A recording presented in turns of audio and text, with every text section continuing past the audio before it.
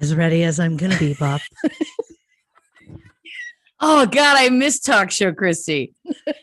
Okay. Well, she's here all night. All right, here we go. I'm going to get into it.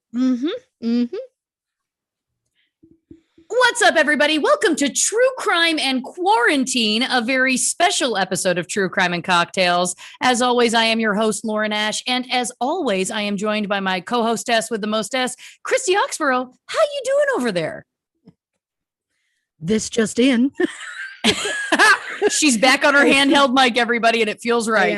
I am. And I'm feeling this hair. It's not as nice as it was this earlier today, but because I've fallen asleep on the couch. But I'm doing great. I mean, I love an episode where we can just talk about whatever, and we have a lot of things to cover. And I just think it's just been a grand time. It has. Now, for those of you listening that are like, what the heck are they on about? We're going to give you the whole story like we always do on True Crime and Cocktails. We're going to give you all the information you need to know. But in this episode, the case is Christy's journey to California during a pandemic to do a True Crime and Cocktails press tour, which is what we have just come to the end of. So, dear listeners, the one thing I just want to let you know about right now is that we are at the end of 10 days of work, of true chaos, of a lot of exhaustion. And we decided to leave this episode to record until now. One, so that we would have the whole story that we could tell. But two, in retrospect, this was the level of exhaustion that we're at is more than we normally are. So buckle in for a lot of manic energy because it's going to get real, you know? Yeah. Look, it's been a week. It's been a great week, but it's been a week. And not just that, it's been a day. We're just going on fumes at this point. So we wanted to tell the people what's happening. Yeah. They're going to find out what's happening. 100%. We're going to take them on the journey. And what a journey. It really is. It really is. Yeah. So to make it clear, there's no true crime case in this episode, much like a callback to our holiday hootenanny. This is just these two yahoos chatting it up, giving you an update on our lives, an update on all things true crime and cocktails. And you know, this is kind of this, it's along the lines of the stuff we do on our Patreon. So if you haven't checked us out over there yet, go to patreon.com/true crime and cocktails to learn all about the fun bonuses we offer there every month on top of our normal podcast. Now, the first thing I want to address before we get into the trip, before we get into the what we're currently in, is something that actually happened a few weeks ago. Now, for those of you who are watching, you may know we always wear matching shirts, but today we're wearing matching shirts that say, "Damn it." What's that all about? Well, we're going to tell you. So this is wild.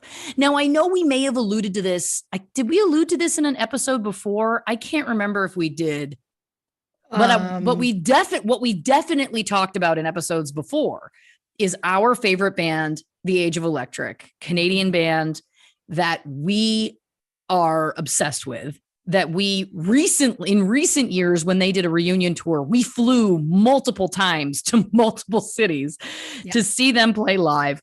Long story short, we wake up one morning and there is an email in our True Crime and Cocktails email box from Monique Kearns. Shout out. Lovely. Just a delight. Yeah. Now, Monique Kearns is the wife of the lead singer of The Age of Electric, Todd "Damn It" Kearns, hence the shirts. You see where this story is going. So Monique reveals to us that they found our podcast because we told a story on the podcast, if you remember, about us as teens, three-way calling someone that we thought was one of the band members, Kurt Dahl, the drummer. Yeah. Christy found a K doll. She was a researcher even then, who knew, using her phone book for good. And located in Vancouver, where we were pretty sure he was living at the time. And so she called him. I was on the other line. We were secretly three-way calling. I, of course, remained silent. She asked for a random name. Of course, this woman who answered said no. And then we called back moments later. She asked for Kurt. The woman, taken aback, also said again, no. That person, you've got the wrong number. And then Christy said, oh, did I just call there? Oh, I must have accidentally hit redial, which was an amazing save that made no sense, which I believe I encouraged you to do. You did. Thank you very much. Yeah. So we told this story on the podcast and somehow it managed to get its way to Todd and Monique, and they've listened and they had very kind things to say about the podcast. And then, Todd invited me onto his YouTube show called Todd Kearns Talks to His Friends. It's so much fun. He talks to actors, musicians, all of these people. And it's just, like a one-on-one interview. And dear listeners, here's the deal. And we're going to get into this whole trip. We're going to get into all kinds of details. Christy's gone through an emotional journey on a multitude of levels. But here's the thing. I've done a lot, in my career, a very blessed career, done a lot of interviews, talked to a lot of people, met a lot of people, but never have I truly felt the true panic that was going to be having to open a Zoom window and seeing the lead singer of my favorite band of all time. Like Christy can attest, like, I don't get like this. And I was like, I don't know what I'm going to do. I think I'm going to cry. If I can get through the first 5 minutes without crying, I think I'll be okay. I don't know. It was like, again, like in terms of like, who are the people, like for context. And I didn't tell them this because I was about to find out. No, I mean, Todd and Monique, I didn't tell this. I know, but they're about to find out. Yeah, they're about to find out. They listen to the show. God. Okay. Todd played an acoustic set here a few years ago in LA at a restaurant bar. It has like a performance space, great intimate space, Genghis Cohen. And I went to the show, loved the show, sang along, like silently to myself. Again, it's an acoustic set. So I like mouthed along in the back. And then he was like 5 feet from me after the show and I couldn't do it. That's the level that I'm talking here. Like I was 5 feet from him and I wanted to say, hey, great show. I'm a big fan. Couldn't do it. Like that's the level for me that this person is. And so I was really beside myself. Like this is the pinnacle for me of meets of, and then when it's like, they found us and she's like, they're a fan of the podcast. I'm just like, my mind is so blown.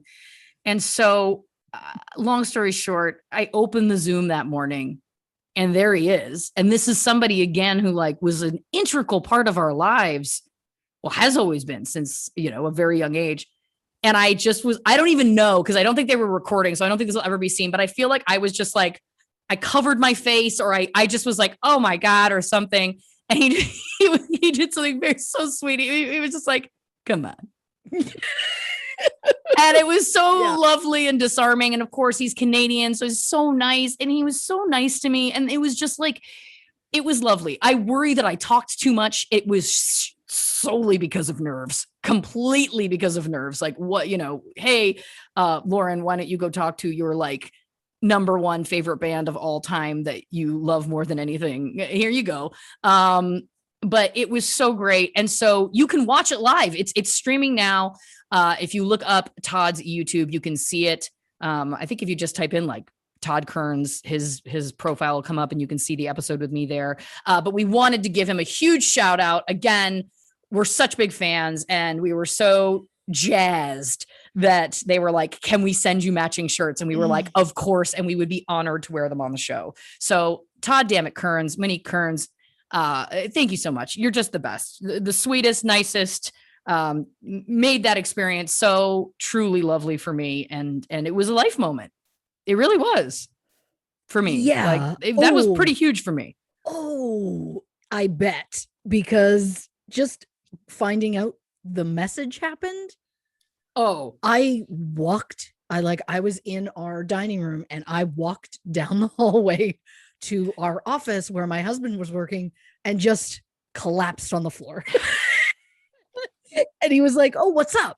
What's going on? And I was like, I don't think that I can say it. And he was like, okay. And then I take a minute and I was just like, well, just got word. Todd Kearns has heard the podcast, and he was like, oh, wow. That's all I have to say is Todd Kearns, because he knows who I'm talking about, because I've been talking about him for the entirety of my relationship with my husband. So he knows, and just that moment where he just went, oh, this makes sense then. I texted my mom and I said, hey, we got an email this morning. Todd Kearns listens to the podcast. My mother wrote back, I can hear you screaming from here. Like, I have pictures. We'll post on True Crime and Cocktails on Instagram and everything. I have pictures of like my birthday cakes in high school were like my mom or my grandma would decorate with like Age of Electric and Limblifter, which was an offshoot band featuring Ryan and Kurt Dahl, which were the other, it's two sets of brothers in Age of Electric. And they had another band called Limblifter. And there is a cake. I have a picture of me with it. It's a little bit grainy, but you can see it. And it says AOE in the middle for Age of Electric. And then in little hearts, my mom has put the initials of all the band members. Now, again, I did not reveal this to Todd when I was talking to him, obviously, but like, this is the level that we're talking about here. Just very, very deep for a very, very long time. Very long time. For one, I can't wait to see the cake photos. Two, when I was like 15-ish, I carved a pumpkin at Halloween with the Limblifter logo. So I get it. I get it. I remember like Limblifter played a show in Regina, where I was living at the time, when I was in my teens. And I went to the show and was given, because I didn't have a job. So I was given money by my parents to buy a little merch, and extra to get you merch that we could send for, I don't know if it was a birthday or a Christmas or something. So we had the same Limblifter shirt. I remember that. I have that shirt still. Same. Because some things, even if it's not going to fit anymore, some things you just keep. I mean, one of the, when they got back together, by they, I mean, Age of Electric, I we met together in Vancouver. Yes. We went to go see them there. And then I found out that they were also adding dates for Regina. So I drove in and went to that show and wore a shirt that I wore to one of their concerts in 1997. Yep. And I was front row because I was going nowhere else. And I stood there for the whole show, and it was, this is just what you're doing. And Todd acknowledged the shirt. He even signed the shirt for me. It is in a frame in my home with photos of each of the band members from that night, with, I believe, a set list that I convinced a very nice roadie to give to me. And I think I was also given one of Kurt's drumsticks that night as well. So there was just the memorabilia alone. Again, these are things we don't tell them, but well, they know now. Listen, though, to that, I mean, I say, find out, Todd.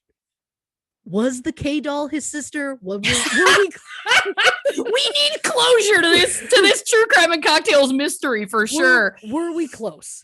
That's just what I just want to know.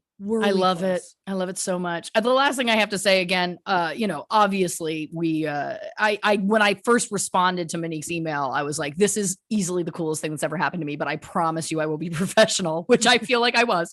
Obviously, again, we're grown-ups, we're adults, we can do this. But my favorite moment that I very quickly have to share was that at one point he was walking me through kind of his story. Like he was like, oh, and I was born here and we moved here or whatever. And I just went, Todd, you're telling me this as though I don't already know. It was just the best. Anyway, so long story short, too late. It was truly, honestly, like it really, without hyperbole, was one of the coolest things that has ever happened to me. It was a joy. It was a real joy and thrill. And so I would love for all of you to please check it out. Again, Todd Kearns Talks to His Friends. You can find it on YouTube. Obviously we're going to share the link everywhere once it's live, but it will be live as of the airing of this episode of the podcast. So make sure you check that out because it's a lot of fun. And I don't know if I can watch it because I feel like I'm going to be horrified at my nerdery and how much I rambled. But again, nerves. I guarantee you're going to be lovely. Bless. I don't know if you know how to not be. Well, that's high praise. You have a charm about you, Miss Ash, whether you know it or not. It feels weird to call you Miss Ash, but I liked it. But you know what? It's been a business week. Yep. So it's just where we're at. Again, the mania. The mania is real. All right. Real. So let's get into what the last 10 days of our lives have been. So the preamble to this is I appeared on Kelly Clarkson at the end of 2020. If you haven't watched that, look for it because it was a great appearance. In that appearance, I talked about True Crime and Cocktails, the podcast that you're listening to now. And in the moment, Kelly said to me, you'll have to come back and bring Christy. And I was like, okay. But in my mind, I was like, are they going to follow up on this? Dear listeners, they sure did. They were so excited to have us come on. And so they had made this offer. And it was one of those things where it was like, oh my gosh, this is going to be a lot in terms of travel, which we'll get into very quickly because of the state of the world, because of what it means to fly right now and all of those things. And so we kind of were going back and forth like, this is going to be a lot of time away from Christy being away from her kids and all of the above. Like, can we make this work? How's this going to go? And then there was some other things added into our schedule, some which we can tell you about now, some which we are not allowed to yet, but we will tell you in general terms what we can. And so once we had like 3 solid bookings, we were like, you know what, we got to do it. And that's when dear Christy, man, she really came through.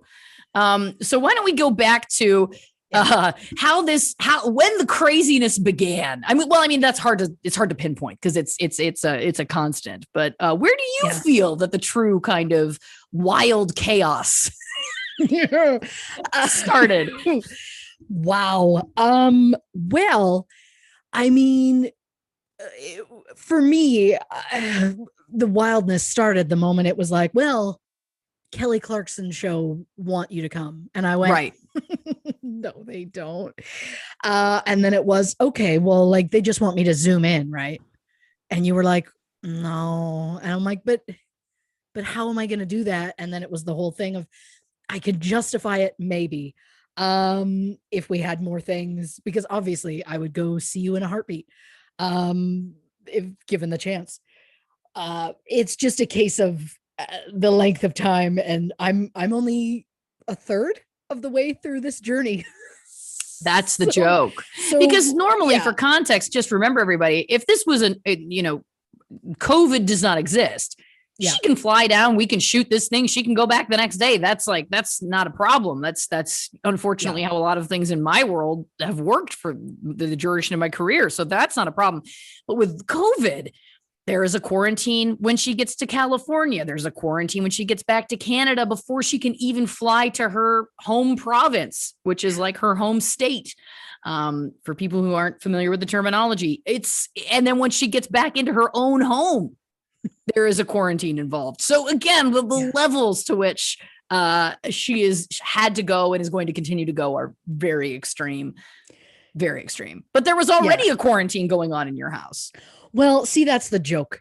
To be able to fly back, because there's no direct flight from LA to Saskatchewan, I have to take a connecting flight. But because they won't let me do that, once you enter the country, you have to quarantine in a hotel for 3 days, in whatever city you land in, regardless. And you take a test at the airport, and it's basically the 3 days are, well, at some point in there, hopefully you get your results. And if your results are negative, then you may fly on to your next destination, and then you have to quarantine again. So I finally got around to booking the hotel for this trip. And then we get a phone call from my oldest son's school. He is a grade 10 high school, and we get a call. he is being sent home from school because one of the kids in his class tested positive for COVID. So now everyone in the class is considered a close contact.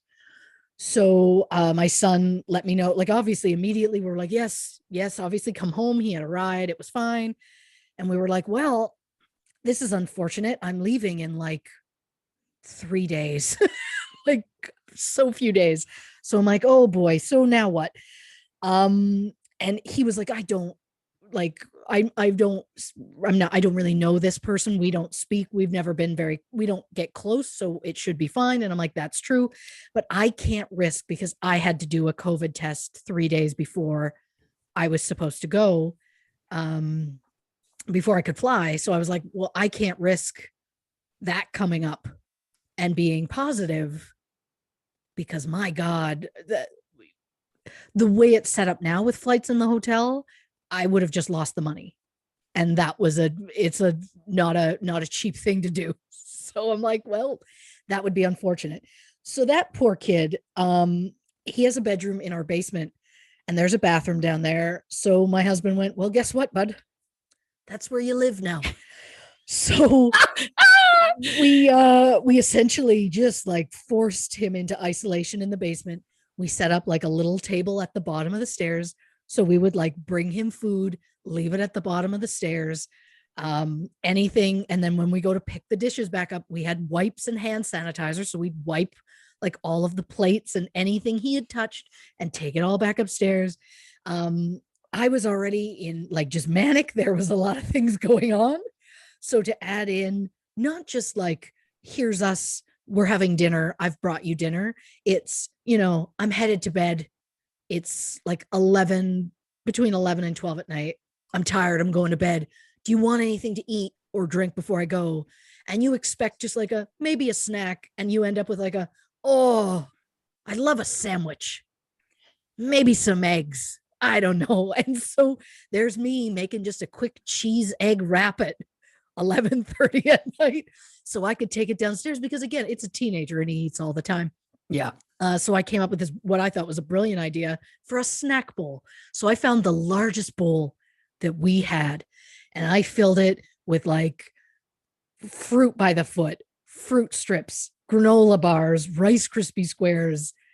I think we had like I think there was a box of crackers in there, a bag of chips, like anything I could think of. I threw bananas in there, and I'm like, here you go. He's like, ooh, that's a lot of food. And I went, yeah, that's going to last you for a few days. Well, dear listeners, it did not, because again, he is a teenager. So when I went down the next day, it was half gone. So, but even with those snacks, I still had to make extra snacks for him, because that's how it worked. And then we'd get like a text. It would be like a mom with like 8 M's. And I'm like, yeah, what's up? And he's like, could I get some water? So I'd have to go get his water bottle, wipe it all down, bring it upstairs, fill it, take it downstairs, leave it in a spot. So bless his heart for doing that. But you know what? I think he was living his best life. He was at first like, he was like, I don't know if I want to do this. And then I told him that his younger brothers would not be allowed downstairs during this. And to which he went, oh yeah, then I could do this. No problem. And he pulled it off. He did. And then he started to get a little lonely near the end. Like he would play games online with his friends and stuff, but I think he just missed having another human around. So that's the COVID experience. That's the 2020 special right there for sure. Yeah. I mean, it got to the point where at one point, like it was so like, when do you go? And I'm like, tomorrow. And he's like, and like, once you're gone, I'm like, then you're free. And he's like, I'm sad to see you go. I'm like, I know what you're saying. You don't have to continue. You're sad to see me go, but not all at the same time. But you love to see me leave. Yeah, exactly. Yeah. So he was overjoyed to get out. And then the true joke is, during this week, it was Easter holidays. So there was no school. So because my husband's been working, that poor kid had to really step it up and deal with his brothers during the day whenever my husband couldn't. So a lot of people had to come together to make It's a family affair. We've said it make this trip before. happen. True Crime and Cocktails is a Yeah. family affair, certainly from your family, which is amazing. Yeah. Listen, he's probably wishing to go back into quarantine at this point. So really. Yeah. But as I said, if you've seen our Instagram post, I said, when I announced that you were here, I was like, look, there's a lot of quarantining and a lot of tests that went into this. We're rules gals. We're not taking any risks. We're not putting ourselves at risk. We're not jeopardizing this opportunity. And we're also not putting any other humans at risk. That is not how we roll, not on our watches. So everything that needed to be done was done. And again, we're just at the tip of this journey and all the levels. But yeah, that was so funny. I'll never forget. I got that text from Christy and she's like, you're not going to believe this, but my oldest has been exposed. And I think my immediate response was, can you quarantine till you leave? Like, it was just like, we just don't have a choice. Like, it's like, we can't risk it for not only jeopardizing this trip, but then also like, we know how this virus works. And again, neither of us, I would ever want to put anyone at risk, obviously. So I'm glad that he was a good sport. And again, I'm sure now that he's on the other side, he's like, I'm ready to go back down with the food bin. Couldn't we all just use a food bin? Yeah, absolutely. I mean, let me tell you, dear listeners, in my suitcase, not one, but 3 boxes of Mike and Ike's. And that's what I'm calling my quarantine candy, because I would like to make sure I have access when I'm at the hotel. Because I'm not allowed to leave my room. Once I'm in my room, I have to stay there until I'm allowed to come out 3 days later. I'm not allowed to order in food. I have to use their room service, which sounds like that's very like first world problems.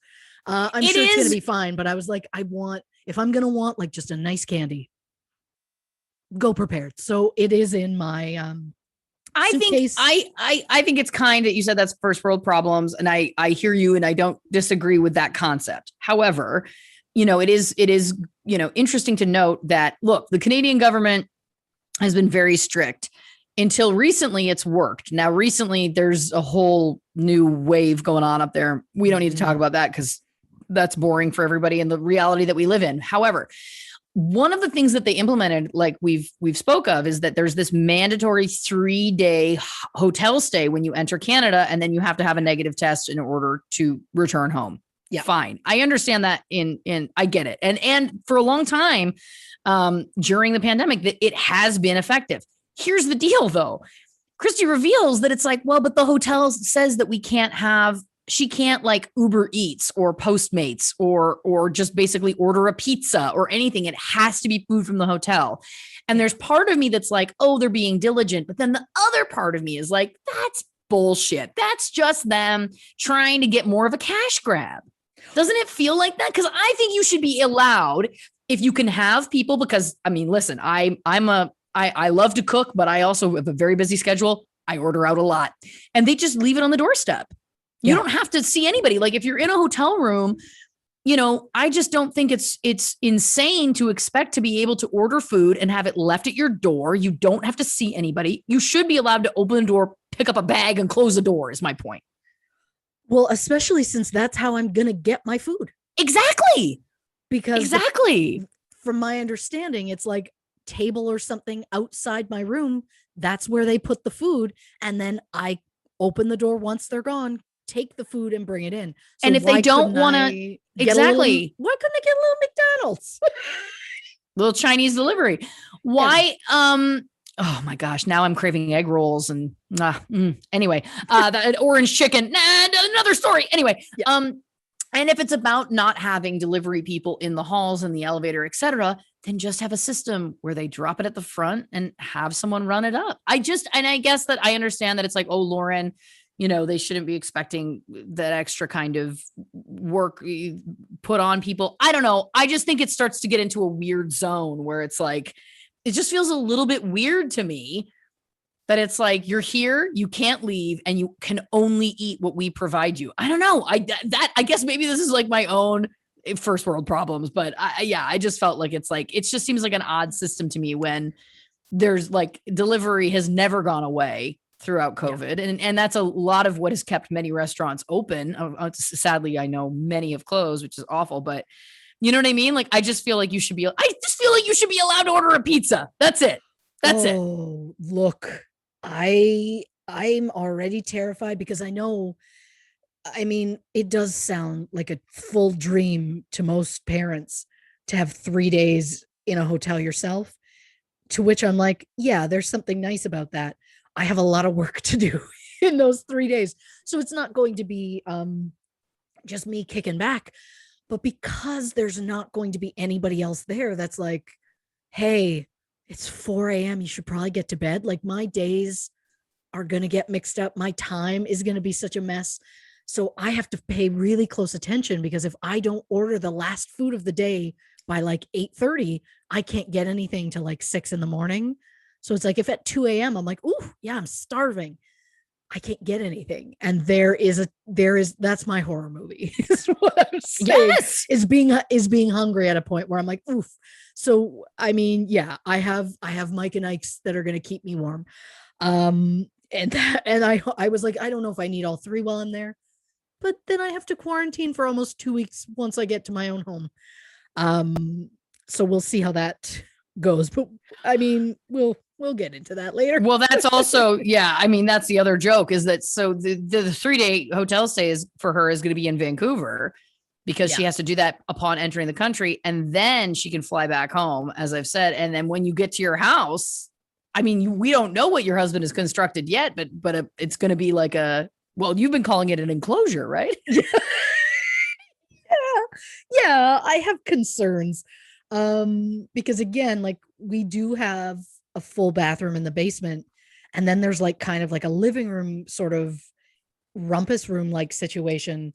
Right. And so his thought is he's going to put up some like plastic sheeting. I'm not going to ask where it's going to come from, across, so that I have basically the bathroom to myself, and then this rumpus room area where I'm basically going to work and sleep.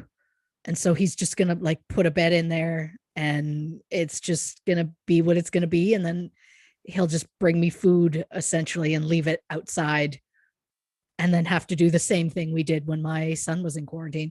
So it's going to be just a real interesting thing. I'm also realizing, yeah, I'm not looking forward to paying the bill for 3 days worth of meals. Yeah. Because let me tell you, dear listeners, the hotel is not cheap, because not only is it the regular pricing, they added like almost $100 a night for what they're calling special, like, COVID measure, government approved, because you have to go to a very specific hotel. I had like 5 or so that I could choose from, but it's like, not only do I have to get myself there, I think they have a shuttle, but if I can't get that, then I'll have to take a cab, I guess. And it's already been told to me, if I show up and the room's not ready, I just have to sit in the lobby and wait until the room is ready. And my flight is very early, because it's the only flight I could get. So I'm already terrified that I'm going to just be sitting in that lobby for a while. Well, yeah, for context, it's 9 p.m. right now. And I know you didn't want to know what time we have to be up tomorrow. I know you didn't want me to tell you, but the time is 4. We have to be up at 4 in order to get you to the airport on time. So yeah, I mean, you're going to fall asleep in that lobby is the point, if you have much of a wait. Yeah. And listen, I'm glad that at least on this end, because she arrived here March 30th. Yeah. And we laid low. Obviously, she didn't go out at all. Basically, she quarantined here for 10 days with me. And then on the 11th day, we emerged, which was today, to do Kelly Clarkson. And then she flies back tomorrow. So it's been, I mean, again, all told, I think, and correct me if I'm wrong here, but I think you will have been in some form of quarantine from March 30th to April 25th when all is said and done. That is correct. I mean, it's wild. It's wild. It officially started March 30th when I entered California. Yeah. And then today I'm officially out. I'm allowed today, but then tomorrow, because I'm flying back so early, by 10 a.m. tomorrow morning, I will be back to quarantine. And then I will be allowed out after 3 days to fly back. And then once I'm home, it's like you go immediately to the place where you're going to quarantine, which is my own home, which the 25th is my last day. So I mean, it's a lot. And I mean, bless my husband for not only like immediately being so supportive of like, you should go do this. This is amazing. You need to do this, but just being like, yeah, I can handle the kids. Yeah, bless him. He really has gone above and beyond. It's awesome. And the one thing I do have to say is, there's been a concern because of course, when you get back home, you will be in that basement. There won't be windows, which I know you're concerned about, just wanting to see light, see the daylight. And at least on this end, I can say that this quarantine, we've been in the pool. Yes. We've had some pool time in my backyard. It's been warm here in sunny Southern California. So at least we gave you like a nice little experience before we put you back in a hole. So backing up, because I know I've jumped ahead, but I just think it's important for the context to kind of hear it all in one bulk chunk about what exactly this all, takes. All right. So your oldest, he isolated in the basement prior to you leaving. Then you had to go get your first COVID test. Now, for me, this is old hat because I shot on Superstore from September until March, and I was getting tested every day, sometimes twice a day. And I got to tell you, the inside of these nostrils, they would just bleed sometimes because it was constant. But what was your experience? Now you had to drive a distance to get there. You had a drive up test. And then I don't know that you had the best experience. I did not. Our town does not have, well, we have a drive-through testing situation that you can go to, but it's only open Monday to Friday in the morning. I think they've extended it now because our numbers are starting to go badly. I can't think about it. But you need to get your test at a very specific time before you can fly. So I had to drive to the provincial capital, being Regina. I had to drive in rather, to do the drive-through testing because you have to do it within 72 hours, but you also have to make sure you can't wait too late because you need to get your test results before you're allowed to fly. So I found out they're open at I think 11:30. So I showed up there just after 10 and I knew there'd be a wait, and it was an ordeal where as soon as you pull up to a little booth, this person's like, "What are you here for?" I'm like, "I'm here for a test." They're like, "Great. Here's a phone number. You need to call it because you need to register before you go in. Call immediately so you can register." So I was like, "Great, I can handle that." So I get put in a space where it's like we are bumper to bumper and there's just cars everywhere. I think there was about 12 to 14 cars per lane, and I was in lane number 6 and I was halfway through. So that shows how many people were about in front of me. And so I just start calling the number, and every time I call, it's like, "Oof, yeah, our lines are busy. Please hang up and try again." So I'm like, "Oof, okay." I, for some reason, wasn't expecting that. Don't know why. So, okay. So I hung up and I tried again. It was busy. And I hung up and I tried again and it was busy. And I learned in this experience that an iPhone only keeps track of the last 200 calls. So all of the calls I had made before that disappeared, and it said that number, the phone number that I was calling, and it said 200. So I called it one more time and, "Oh, would you look at that? It doesn't go past 200. So I'm like, well, I'm kind of curious as to how long this is going to go. So lucky for me, I was using this downtime that I thought I had because I thought I'm going to be a while. So I brought some notes and I was going to study up on the Delphi episode that we were going to do. So I had my legal pad and I thought, well, here we go. So I just a little stroke on a paper to keep track of how many times I called until I finally got through. And it didn't feel real when I got through, because the answer is the total number of calls that I made to get through to that number was 336. Oh my God. I will gladly post a photo of my very sad legal paper. Jesus. It was intense to the point that they had opened by this point. People were going. I only got about 20 minutes of research in, because the whole time I was sitting there, I spent on the phone trying to get through to them, because then once you got through, you weren't right away through. That just meant you made it to the queue. So then I had to wait another 45 minutes. Oh my God. To get through, which was a lot.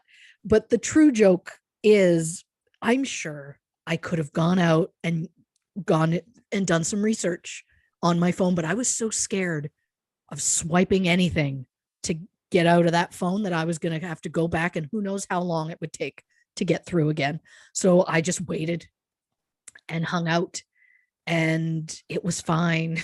And then finally got through. And then I was lucky enough to be one of the people that you have to go through to head towards the building. It was fine, kind of. But it was a lot of like stop and start. So you couldn't just like put it in park and hang out for a bit. So it was a lot of like just a foot on the gas. So my leg was starting to get sore. I was irritated being there. And then I got to the building, and I was like, here we go. It's just going to be a quick test and then I'm done. Met a lovely nurse who was like, so do you have symptoms or anything? And I'm like, no. And she's like, oh, were you a close contact then? I'm like, no.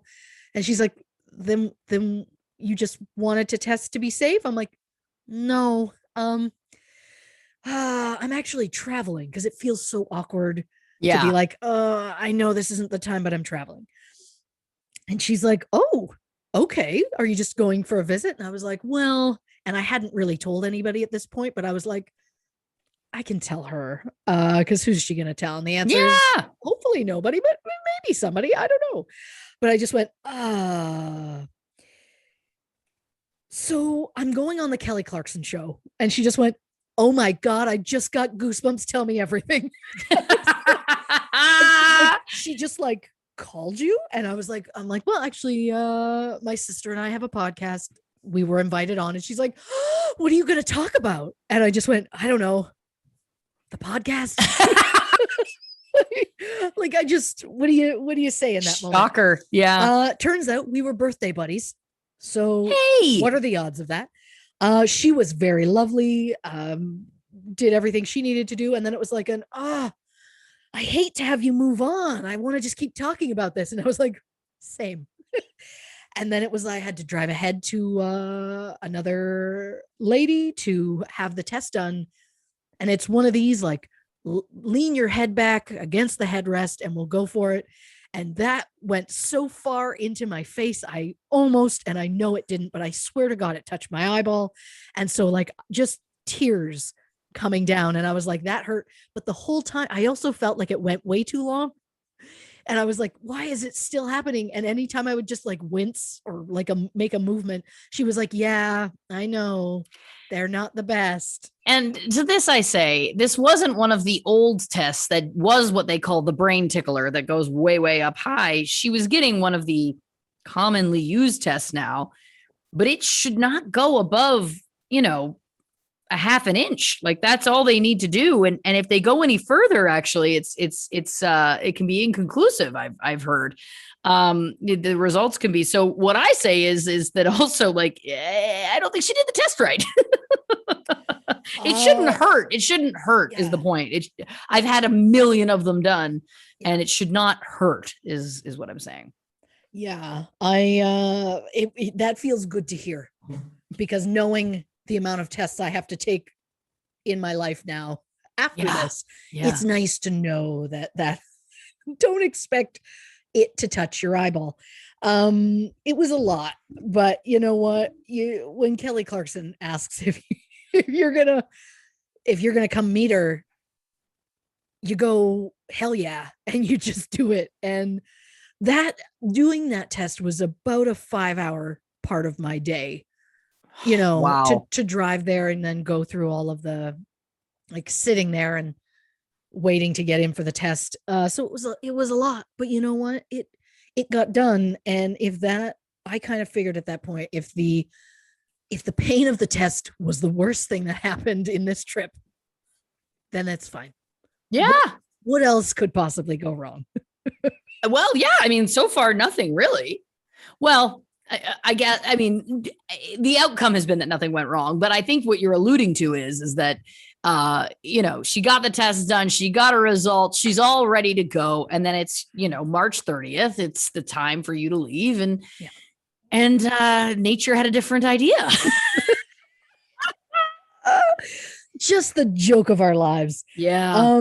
We did the boozy brunch a couple of days before I flew. Right. The boozy brunch, which is one of the things we do on Patreon with our monthly subscribers. It's a whole lot of fun. We basically do a live Q&A. We bring people in, we talk, we chat, we drink. It's awesome. Anyway. Yeah. Great time. Outside at the time, like while we were doing that, my youngest two were playing outside. It was beautiful. I don't know the conversion because I didn't research for this episode. It was like 17 degrees Celsius. So it was a nice day. High 70s, I want to say, mid 70s. Sure. So it was nice enough. They were outside, no coats. It was beautiful. And then the next day, it was like kind of okay. And then mid-afternoon, like a cold front. And that looks like snow. It can't possibly be. Whiteout conditions, full blizzard, to the point where every single highway leaving my city was shut down. And by shut down, I mean there are police cars that are parked so you cannot cross it. So even if you're going to be the idiot that's like, oh, this isn't safe, it's whiteout conditions, I can't drive in that, they're going to be there to make it so it doesn't happen. So I started to panic a little bit and I was like, it'll stop. But it was like quite windy and cold. And before the snow really started coming down, my husband was like, you know what? It's a drive to the airport. You should get gas in your car, because the plan was I was going to drive to the airport, leave my car in long-term parking, and then just pick it up after, because that's the best I could do. Best laid plans. So we go get gas, and he went with me, and it was like you get out of the vehicle and the wind was so strong it was knocking me around. It was like a 90 to 100 kilometer an hour wind.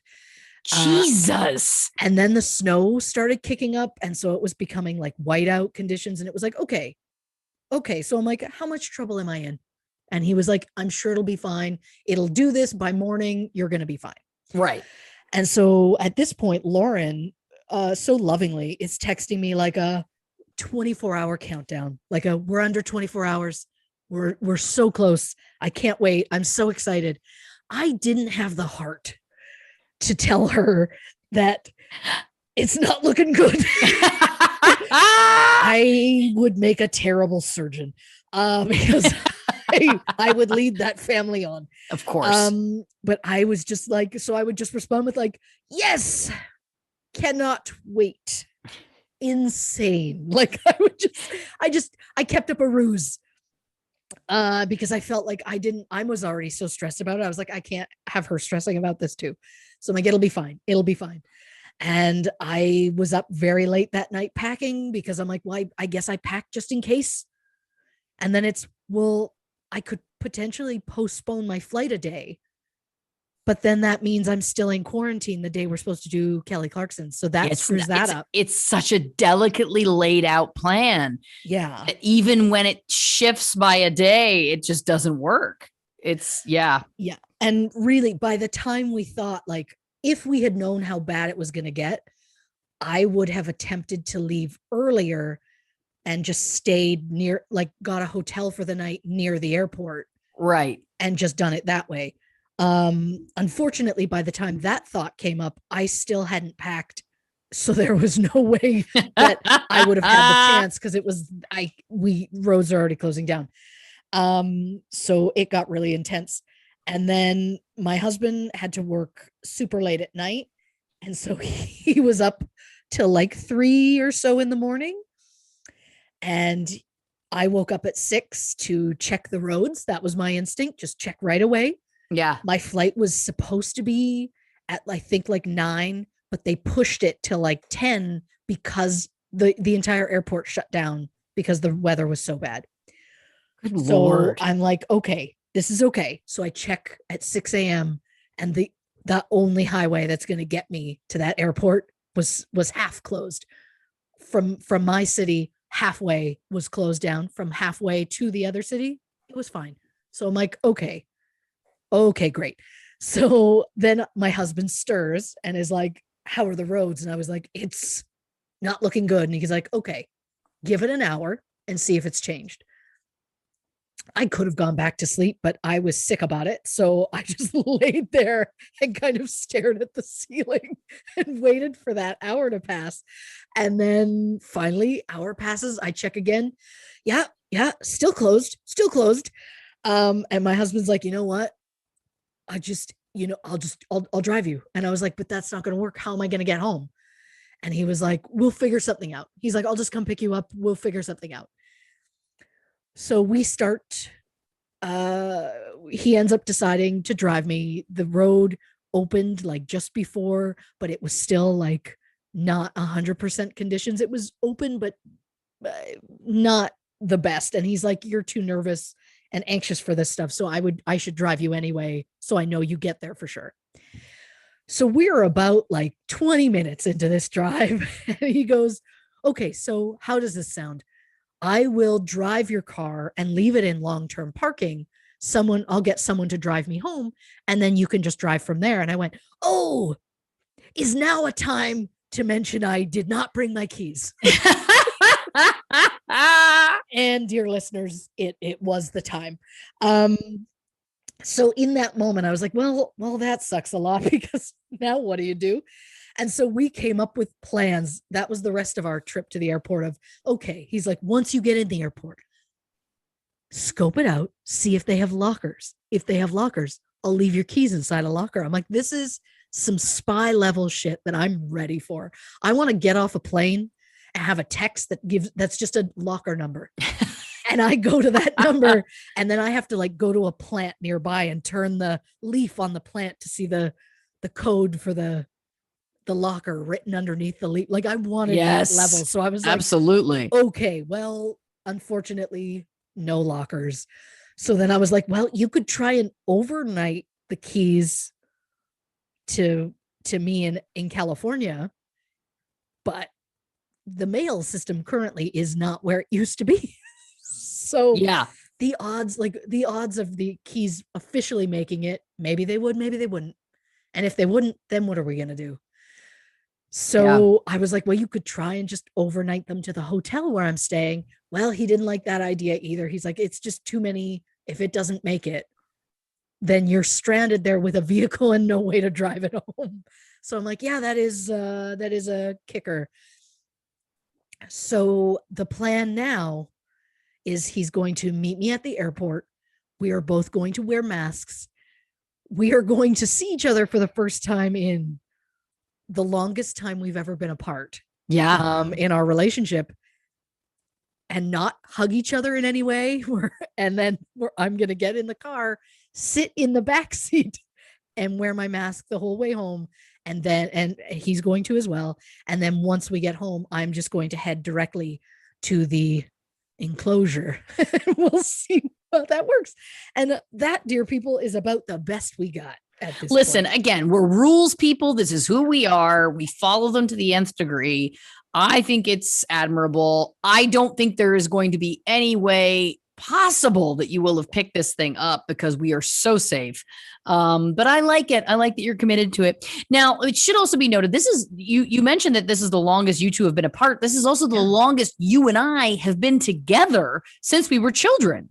That is true. And that came along with a big old warning for my boyfriend. Yeah. Because I mean, we've talked about this on the podcast before, but growing up, people would say that we were hard to be around together, that our energy was a lot. that people need breaks. They shunned us to a camper. Exactly.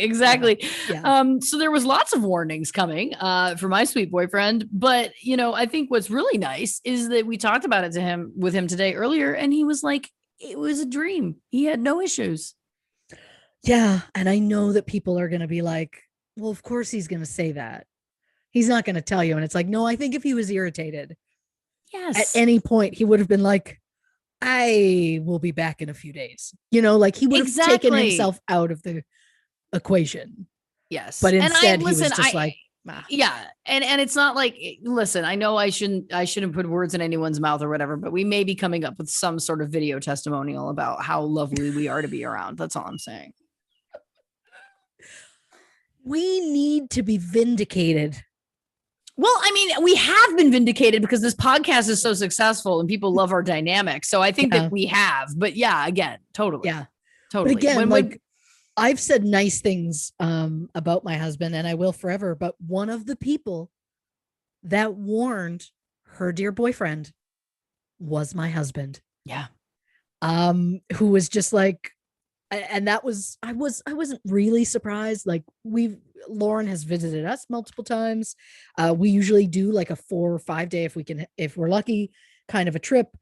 And so I was a little taken aback when I was like, oh, you actually think that would be a problem? And he was like, oh, good luck to him. And I was like, really? I'm like, so like if Lauren came here for like 10, 11 days, he's like, I would find somewhere else to be for a while. I don't know if that's partially because when you come to visit, I do kick him out of our marital bed and then bring you in. Sure. I don't know if that's part of it, but what I like is that now we have listeners who are big fans of the show, and I think that they would love to hang out with us. I agree. So there you go. Now listen, it should also be noted, Christy was coming here. This is obviously Kelly Clarkson is her first real talk show appearance. And so I was like, you know what? I want to give her the full experience. And so I messaged my stylist and I was like, listen, this is what's going on, whatever. My stylist is out of the country. She has some very high profile clients. And so she was out of the country with somebody else. And so I was like, well, you know what this means? This means that this little baby bird has got to fly. So that's when stylist Lauren was born. I bought a rolling wardrobe rack. I bought all new, like nice velvet hangers. And then I just went crazy and I consulted Christy about some of the clothes I was ordering, but then I also went rogue and I ordered a bunch of stuff. And long story short, Christy flies in on March 30th. I go to get her. We get home and I'm like, buckle in, Buttercup, because guess what? We have to do a wardrobe fitting now because I need to know that we have an option, because if we need to get something tailored, we need time to get it tailored. You know what I'm saying? So basically what I'm saying is I Pretty Womaned her. And to the point that we literally put on the Pretty Woman soundtrack and danced around in here. It should also be noted, I was also doing a fitting at the same time because I had also gotten clothes for myself, because obviously we're doing this appearance together and we wanted to see how the clothes may look together. But so for me, I was in my underwear. I was in full underwear. And so we started calling me underwear stylist because I would put on something, but then I'd get distracted and I would be more concerned about styling her. But long story short, I feel like underwear stylist really persevered and I really liked our looks. I think you did an amazing job. I would never have guessed that was first time stylist.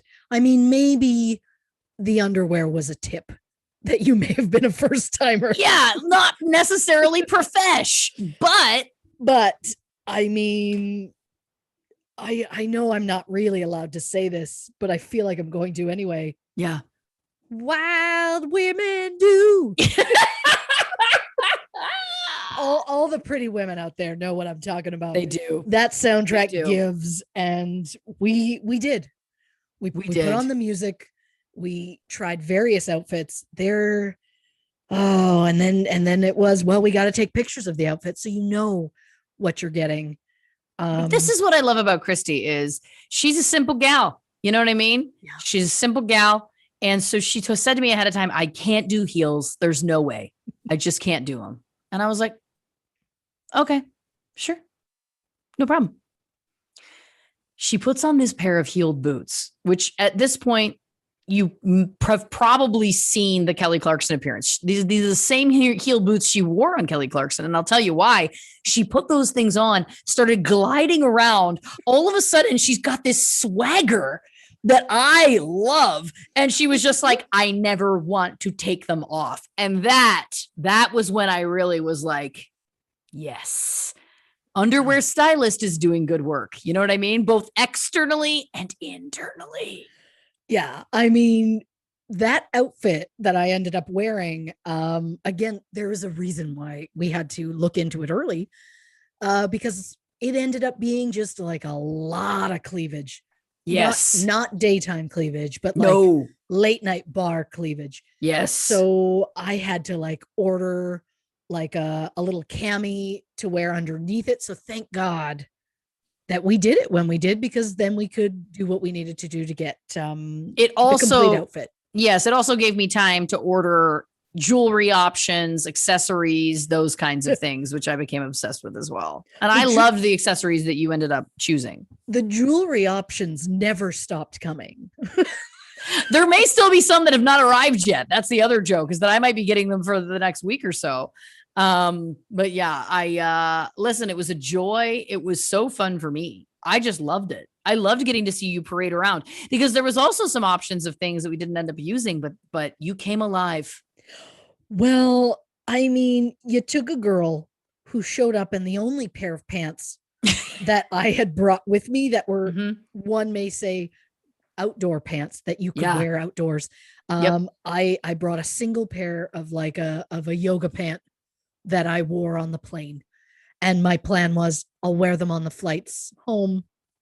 Otherwise, I'm in quarantine. So my suitcase is like 80 to 90% pajama bottoms. And that felt right. So I'm like, this is just how it's going to be. And that's just who I am. Yeah. So I'm like, well, this is going to be it. And then I showed up and touched the most buttery faux leather, hot pink coat. And I wore it just for the sake of wearing it quite a lot. The debate was if I was going to wear it over the outfit I wore on Kelly Clarkson, but the concern was the heat of the lights. Yeah. So I did not end up wearing it, but I've worn it multiple times since then, just for fun. And I think, again, she was packing up earlier. She's not done yet. Again, we've left this podcast to the very end, which is shocking and questionable. But I was looking at the rolling rack of clothes earlier, and I was like, "You've been packing. Why didn't you pack the coat?" And she's like, "Well, I didn't wear it. You can return it." And I was like, "I cannot return the coat." She just so responded to this coat. I was like, "It's yours. Like, that's it. End of story. Like, you got to keep the coat." Well, my thought was, I don't want to put it in a suitcase. I don't want to hurt it in any way. So I'm like, maybe I'll just wear it with yoga pants, Christy. Yeah, because you know what? You're a bad bitch. That's what. Now, listen, we got to take a quick break. Go hit the loo, get a drink, get a snack, who knows? And we're going to come on back and give you the rest of the story on this very special True Crime in Quarantine episode of True Crime and Cocktails. Welcome back to this very special episode of True Crime and Cocktails, True Crime in Quarantine. Oh my gosh, I'm derailing. So excited to be taking you all on this journey about what the last 10 days are of our lives. And of course, what the lead up to that was. When we left off, we were talking about how I pretty womaned Christy. And what I like is that she has revealed herself. If you're watching this, you already know, but if you're listening, she has put on the hot pink pleather coat during the break, which I think is really nice. It just sings when you put it on. I feel both like Joan Jett, but also a little like Rizzo from Grease. Yeah, you know, totally. And that's only partially because obviously she's the Blanche. But And Of course. as I said to you earlier today, I'm also her because there's no way I'm in high school. That was odd casting. Love Stockard Channing. Odd casting. But yeah, this I can't even tell you, like, it is so smooth. I feel just like a badass, but also a lady. I don't know what's I happening. like that. I like that a lot. I think the color makes me feel like a lady, but and maybe the texture, but the overall, like, every once in a while I move and there's a new zipper that's making noise, and I'm like, oh, who's that badass bitch? You know? The answer, Blanche. That's who. Yeah. Yeah. Now, listen, one of the things we wanted to talk about was Christy, obviously, while she was here, was doing a lot of work for the podcast. Bless. It's what she does all the time. And I asked her at one point, because she had been working for a large portion of the day, and it was like maybe noon, I'm not sure. And I said to her, hey, you want to take a California break? And she's like, what's a California break? And I'm like, that's when you get ready and you get in the pool and you have a couple drinks and you take a little California break. And she was like, okay, cool. Now, the problem with California breaks for people who haven't taken them is that they get out of control. They get out of control quick. Yeah. Yeah. So, long story short, too late.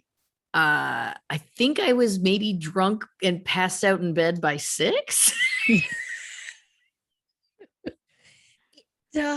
For some reason I feel it wasn't that early, but it might have been. It might have been. I did like that you were like, I didn't honestly feel that drunk. I was just sitting there. I'm like, you weren't sitting there. You were like barely above water. Yeah. So I'm like, it was a little more than just sitting there. It was nice though. Yeah. It was nice. You got to kind of get the yayas out. You know what I mean? Yeah, absolutely. It was what was needed, especially in quarantine. You got to get outside. What was amazing was, yeah. Oh, you got to get outside. What I love is playing drunk detective. And I don't know if anyone else has done this, but anytime you maybe have a few too many, and then the next morning you're like trying to put together the story of the night.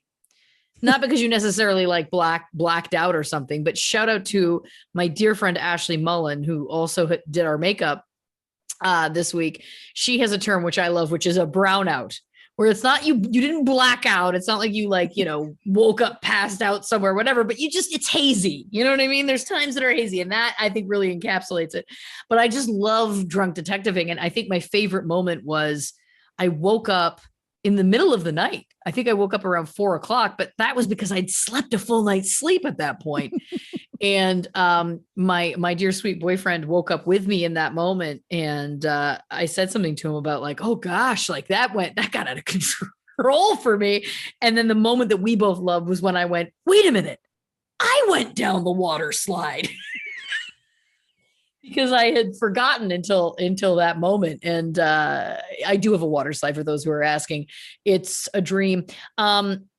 But anyway, it was just very funny to me, like those moments of recognition where you're like, I remember that image. But then I think the great thing to also mention is I believe it was the next day you took your own California break, right? You were inspired. Well, I researched outside. Right. So so it wasn't necessarily a California break. It was a California work day. Yeah.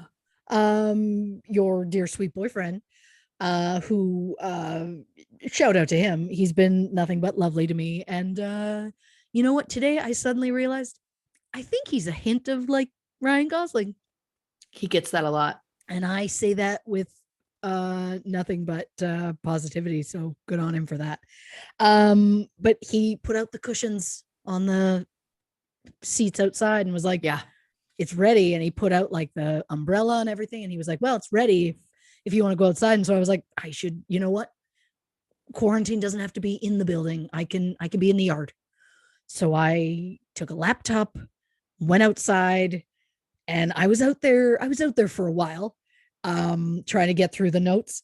And you came out and were like, you want to take a California break? And I was just like, you know what? I took the break yesterday. I got to stick to the notes. And you were like, okay, well, we're getting in the pool. And I was like, nope, it's okay. It's great. This is what I do. And then I think you were only in the pool like 5-10 minutes. And then you were just like, I made this trivia once for a trivia night we have. I'd like you to take it. So I was like, you know what? Okay, great. So I put the laptop away, walk over to the edge of the pool, sat down, just dip my toes in the pool, just a nice refresh because it was quite a warm day. And then that one trivia led to like 8 trivias, maybe. Yeah, I was just excited because, I feel like you and I have similar brains. And so, yeah, I mean, there's a group of our friends here, of my boyfriend Spencer and I's friends here, and we've been Zoom triviaing since the beginning of the pandemic. So literally for over a year. And we really pride ourselves on our quizzes that we make up. And one of the things that Spencer and I have become known for is our 2-word quizzes, which means there will be a theme, and then we give a 2-word clue, and you have to think of the answer. So the theme, for example, could be spice rack challenge. And then the clue could be, for example, George's aunt. The answer being Rosemary Clooney. I knew she'd get it immediately. So that's kind of one of the things we were known for, but we also have done other kinds of quizzes and stuff like that. So I just got really excited, and I have so many of them saved on my phone that then all of a sudden I gave you a lot of quizzes, and you were sitting with your toes dipped in the pool for so long. And it should be noted that with no sunscreen on. Because I was sitting under an umbrella, so I didn't think I needed it. Yeah. And then I moved to the pool area where the light is known to reflect off the water. Yeah. Thankfully, I was wearing like a longer sleeve, but that didn't save. I was in shorts, and it didn't save from the bottom of the shorts to the water, to the top of the knee. It didn't save that portion of my body. So let me say this: there's a reason I was wearing pants on Kelly Clarkson because I just terrible sunburn. It's still not 100% fair skin. I should know this. I should know better. I came to California and did not bring flip-flops or sunscreen. Questionable. I mean, I just, in my brain, I was like, I will never leave the house. There's no reason for it, but stop it. The point is, though, I mean, I did use sunscreen when I was in the pool that day. I mean, listen, I can provide both to you is the bigger point. Yes. You didn't really need to bring them, but yeah. It didn't dawn on me. And, well, that was the last California break that happened. Yeah. Yeah. Yep. I hear you. Oh now, my God. I've just thought of something. What? I've only got the first half, so you're going to have to come up with the next half. Can't wait. Oh God. I don't know if I can do this. This is your department. Go. True crime and quarantine. We've had more drinks than you've ever seen. We take a lot of California breaks, but don't worry. Ooh. Take a lot of California breaks, but don't worry. Steaks, rakes. Christy loves Jonathan Frakes. That's it. True crime and quarantine. We drink more drinks than you've ever seen. We take a lot of drinks. We take a lot of California breaks. Christy loves Jonathan Frakes. Oh, come on. It's gorgeous. That's exactly what we want it to be. Come on. That's a hit. Oh, that's a hit. That's a hit. That goes on our soundtrack for Pretty Woman 2. Naked Stylist. Yes, please. Naked Stylist. It can be like a Magic Mike situation if we want. Just maybe not boring. Well, that's another update. Christy, again, as we've talked about many times on the show, has never seen Magic Mike, which seems impossible. So we did do a viewing, and my God, I forgot how truly boring that movie is. It feels like to make a movie that boring about strippers feels almost impossible, but I don't know. I think we're going to talk about that on a Patreon episode. That's what we've been talking about. Yeah, there are a lot of thoughts to share. A full review. A lot of disappointments. But of course. I mean, there were also some moments. Sure. That movie wasn't all dry. Not for Blanche. Not for Blanche. Heyo. Okay, so so the California breaks ended because we realized we had to get to work. Now, here's the joke. We were like, we're going to be together for 10 days. We're going to be able to get so many episodes done. And then came time that these two yahoos who started this podcast, over Zoom in separate countries during a pandemic were in the same room. And I was like, look, oh my God, I just hiccuped. Look, I was like, no problem. We just need to hook our stuff into one computer.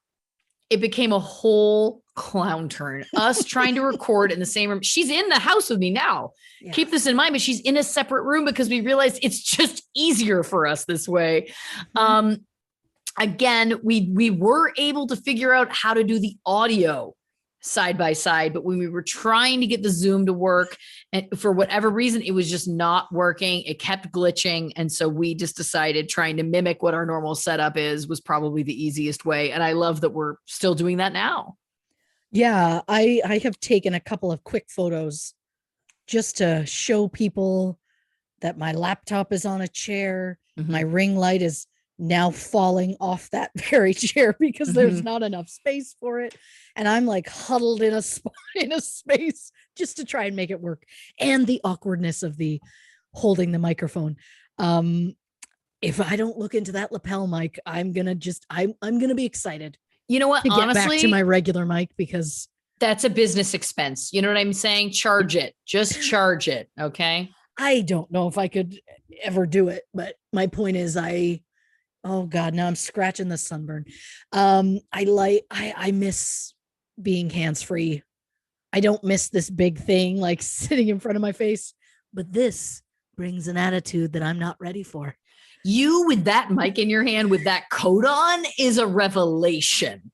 It's unstoppable is what it is. I'm about to be just, oh God, no one's going to want to be around this. This is going to be the moment where your boyfriend is like, I get it. I now see what everyone else saw, because that's impossible though, because this is a whole new Christy. And I guess he'll only have to put up with it for a few hours because we're up in 5 hours. Yeah, basically. Exactly.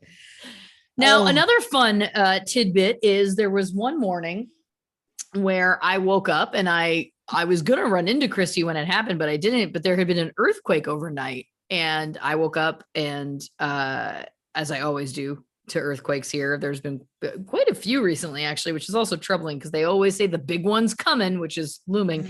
But I asked Christy, I was like, hey, did you feel the earthquake last night? And what did you say? Nope. She slept through it, everybody. She slept through it. At one point, I remember waking up kind of really early. It wasn't fully light outside. And I just kind of had a moment of it's early. And I just rolled over and went back to sleep. So I wonder if I woke up at the end or if I just took it as a beautiful, rocking me to sleep. I don't know, but I slept through my first earthquake. So, which feels right. I remember the first earthquake I experienced in LA. I was living by myself in an apartment, and I heard this weird noise, and it was the shower doors kind of rattling. And I assumed that my cat Sharky, this is not abnormal for him, had jumped in the tub and was rattling around in there. Again, he did that this week. We heard him do that. So not out of his kind of wheelhouse. And so in the moment I got up and I was walking to the toilet, and this is again, middle of the night. And I was like, why does the floor feel like it's moving? That's weird. Anyway, peed, walked across a moving floor again, went back to bed. And it was a massive earthquake is what I found out the next day, was that it was not at all the cat, not at all me dreaming or being out of it. It was just a very large earthquake, which is terrifying. They're very scary if you know what's going on. If you don't know what's going on, it just feels like you're having a weird half dream, just cradled like a baby.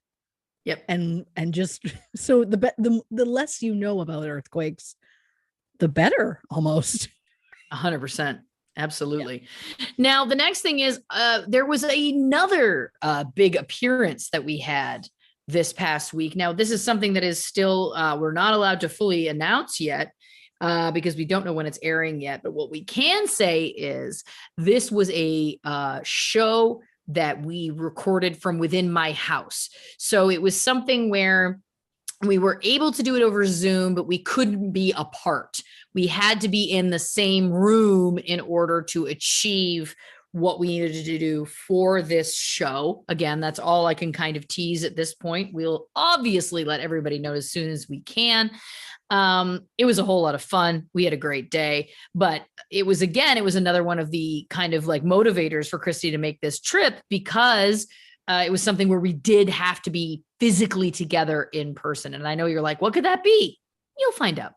But this, of course, was a very big moment for Christy, again, in terms of my pretty womaning her, because obviously, now what's funny is this. So this is a show that takes place with us in my home.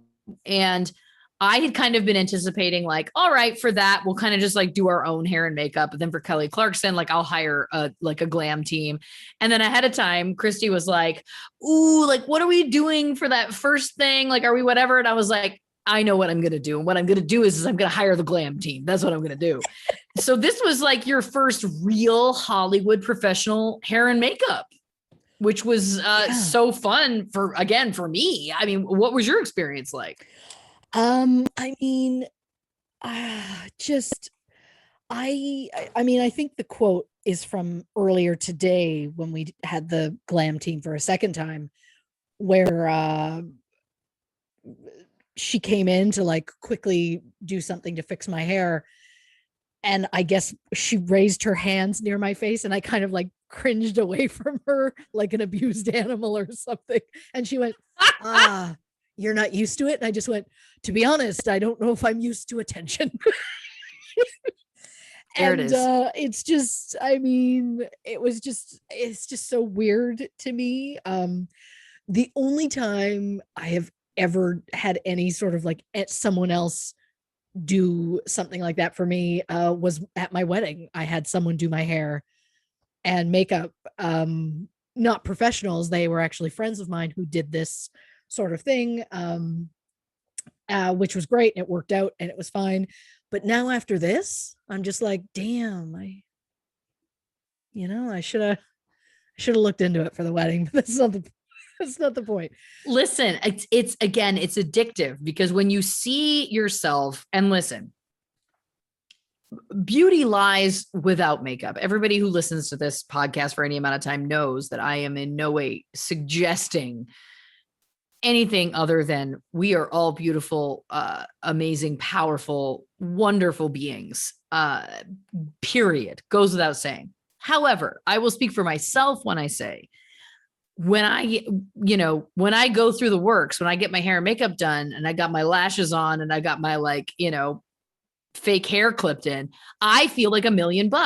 And I don't think there's anything wrong with that. That doesn't mean that I don't think that I'm beautiful without any of that. I do. But I also think that it's like, and it's, obviously an interesting conversation, an interesting debate, but I do think that there is like an interesting power that you can feel as a woman when you have kind of all of that done. Again, I'm not suggesting that anyone needs it. I'm not suggesting that you couldn't have it without it.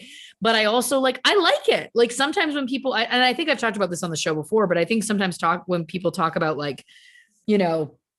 makeup or hair or whatever as being like a negative or whatever, I'm like, cool. Yeah. But also if that's what your prerogative is, if that makes you feel great and powerful and beautiful and all of the above, I think that's awesome. I don't think that hurts anybody. You know what I mean? Again, I glue some eyelashes on and I feel like I can take over the world. Who gets hurt? Answer, nobody. I just think it's awesome. I think it's fun. And I think, to your point, when you were like, oh, she got her hair done, two very different ways for these two different big appearances. One, of course, shout out to Guy Schodler, excuse me, and the other shout out to Maria DeSaro. I think what was great was that both times it's like you get this swagger, like you came alive and you were just like, oh, I love this, like I want this all the time. It was like putting on the coat without putting on the coat. Totally. I mean, keep in mind, dear listeners, from here on out, she's going back to plain Jane because she doesn't have the energy or the talent in her. And that's fine, but that doesn't mean that this lady's not coming out to play every once in a while. And why not? Again, you killed it. Again, I loved seeing all of it. I loved seeing you just like in your own, you've got the full look, you get the clothes on, you're in the heeled boot. I mean, you were a boss bitch and I loved it so much. I thought it was awesome. I debated about wearing all of that, like full head to toe on the flight home, so that the first time my husband sees me in like several weeks, I'm just full glammed out. But then I went, you know what? I already am not great about flying. I don't like the idea of, going to all of this effort and then sitting on a plane for hours. And also don't raise his expectations now. don't come back and be like, this is just who I am now. I think it's been so long since he's seen me in person. He'll just be happy to have the old bitch back, But you sent him some photos of you today, and you said that he was very complimentary, which I think is lovely. He was, of course. He does nothing but compliment me and give me attention, which I did say earlier I'm not used to attention. But the point is, you can't help how you were raised, folks. Of course, it is what it is. But yeah, he's very complimentary, which was very lovely. And we have Zoomed a few times since I've been here, so it's not like he hasn't seen me. And I mean, if nothing else, the Kelly Clarkson episode is going to air before I'm home, so he can see it before he sees me, which is also weird. Yeah. Neither here nor there, but yeah, I love it. Anyway, again, I'm not saying that it's like anyone needs to change how they appear at all. I would never say that. But what I'm also saying is that I just get a little bit defensive when sometimes it's like people look down on people who really kind of enjoy that stuff. And I just say to each their own, and if you love it and you like putting on makeup, great. If you don't, you hate it, great. There's no harm, no foul either way. But I also think there's something that, again, I think personally, I love it. And I love playing dress up. I also sit around in my pajamas and sweatpants a lot too. But I thought it was very fun to share that little slice of my world with you. I loved it. I loved getting to see you kind of like come alive and really kind of, get your Rizzo stance on. I loved it. Yeah, I think Blanche just took on a whole new thing. Like Blanche can say a lot of things. But Blanche has been like showing up, just like mentally I'm normally Blanche, but I went physical Blanche in just like who is that? It's a weird world to live in. You don't normally stop at a mirror when you catch yourself and go, okay, I like that hair. But I mean, my God, just whatever. If it makes you happy, do it. Yeah. And listen, you know what else? Like I've talked about this on the show before. I talk about this in press a lot.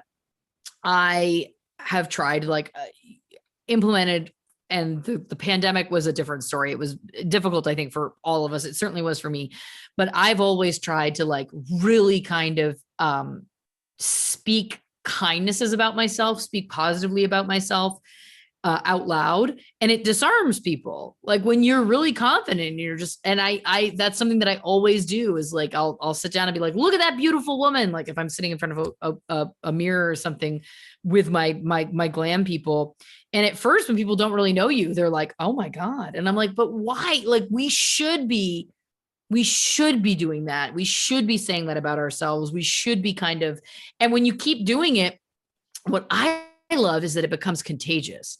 And there's people in my life who I've done that in front of enough now that they'll do it about themselves. And I love it. I mean, I hate the whole concept of conceited. Like the word conceited to me, I think just needs to like disappear and go away. Like we should all think that we're all awesome and, fierce and gorgeous and beautiful and all of those things. And I know that's difficult for a lot of people and people struggle with that. And you're not a failure if you don't feel those things. Again, it's a journey. Just feeling even neutral about those things, as I've talked about before, I think is a win. But yeah, I think normalize the self-confidence, man. Normalize it. I think it's only positive. I think that's really beautiful. Yeah. Thank you. Thank you very much. All right. The next thing we need to touch on is anytime you and I get together, we often have a list of like, here are the things we want to watch. Here are the shows we need to get through. Here are the things we want to do. And then we get together and something comes up that is completely out of left field that we have not thought about, prepared for, talked about, anything. Yeah. And that becomes our like sole focus of that trip. This is like, this is like traditional for us. Yeah. So with this trip, there was like so many things. We've talked about like Lifetime movies. We've talked about like true crime stuff. There was so many things, but dear listeners, the thing that ended up becoming the trip obsession for us was the Tori Spelling series, True Tori, which aired in 2014 when Dean McDermott, it went public that he had an affair and cheated on Tori Spelling. And they made this very gritty, very raw, some would say reality show. I would call it a doc series because I think it's a little more documentary than it is reality show, or that's how it feels to watch. Yes. And the long story short is we have 2 episodes left of the 2 seasons that exist. And I don't know if we're going to get through them. That's the true shame. Yeah. In that point. It's, I mean, one of the first times this happened to us, it was the season 2 Danny Duquette episodes of Grey's Anatomy. That's when that started. This is just what we do. And I kind of live for it because it's us in the moment. It's whatever people we've become in that moment. This is what we need. And for some reason, I don't even remember how it started. I don't know if you mentioned something or we're like, just like, oh, hey, you should see this. And then next thing you know, it's like a season and a half later. And we're like, well, we're obsessed with this now. But I mean, yeah, I think it was, I referenced it in some way and then you hadn't seen it. And then I started putting it on, and it's, for anyone who hasn't watched it, it is unbelievable to watch. And I think Christy can attest that it's like, it's really something. Again, like I said, very gritty, very raw. But there's also some moments of like pure inadvertent comedy. Like they went to see this healer named Guru Singh. And Guru Singh is like an interesting character. There's times where they'll, Tori and Dean would start to laugh and Guru Singh would be like, ha, ha, ha. Just kind of like what a puppet, what you think that like someone doing an impression of laughter would be. But what, like, and then, there's a moment where like Dean has a breakdown and starts crying and Guru Singh just goes, there it is. Which I loved.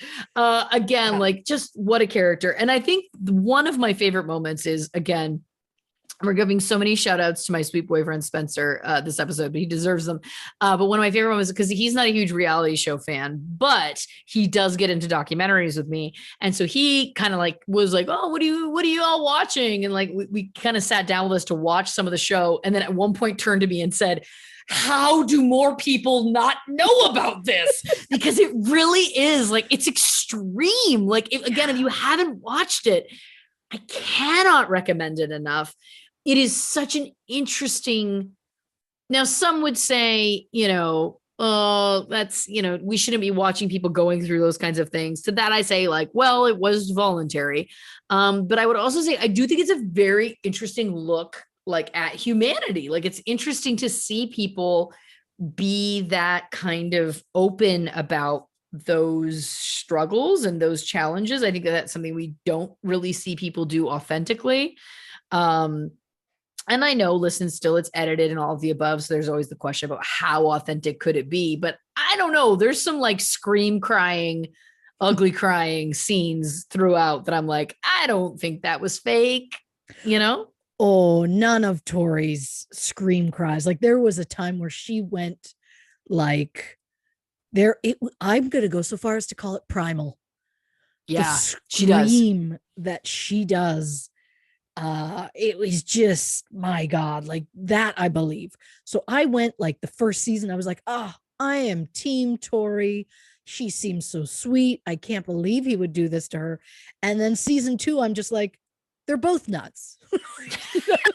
Like I'm not saying she deserved what he did, but like, again, I keep coming back to it.